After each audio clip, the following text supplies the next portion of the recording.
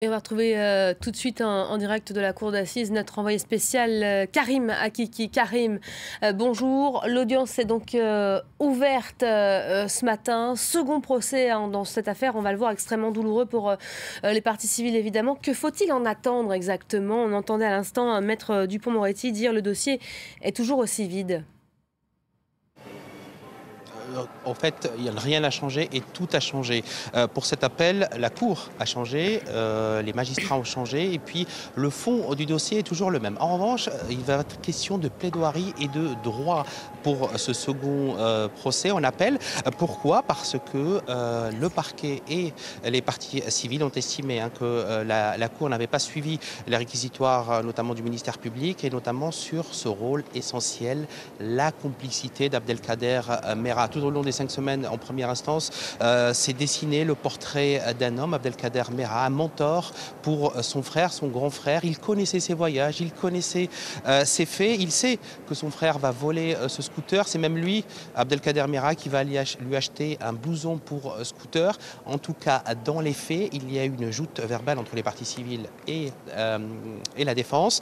D'ailleurs, un témoin, et pas le moindre, durant ce premier procès, pas des moindres, c'était Squarcini, le directeur du renseignement français, qui avait dit que tout était possible. On pense qu'Abdelkader Merah était le commanditaire, mais on n'a pas de quoi l'établir. En tout cas, ce qui est également en jeu dans ce procès, c'est le rôle du renseignement français. Pourquoi?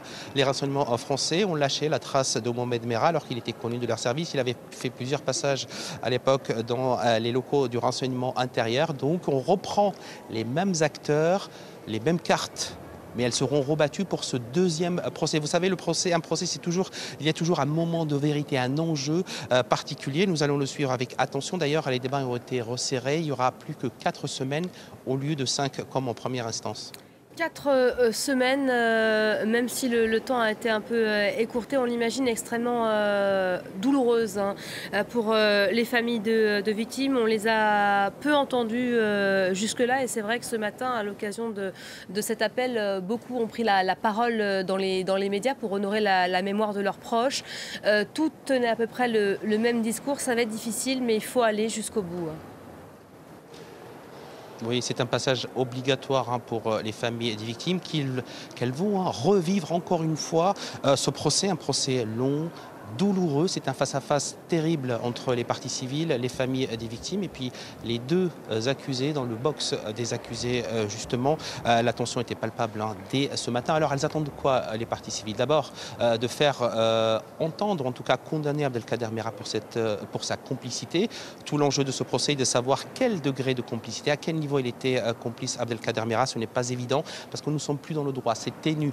On sent qu'il avait, tout au long de ces 5 semaines, on avait senti qu'il avait de l'ascendant psychologique sur son frère.